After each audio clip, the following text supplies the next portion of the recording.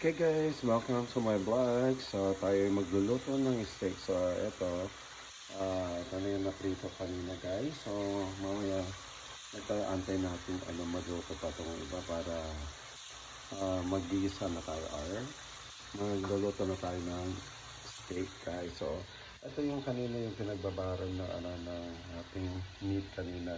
And then nag-prepare na rin ako ng panggisa mamaya. So yan ang onion na sa sibuyas, and then yung onion rings mamaya guys. Ayan, so ayan ho yung ating second batch na ating priniprito guys. And then mamaya tatanggalan natin ng excess na oil para tayo mag-gigisa naman guys. So tabayanan nyo guys yung mag-gigisa na tayo ng steak guys. So ang ingredient pala ng marinate natin yung nandyan guys is yung toyo, saka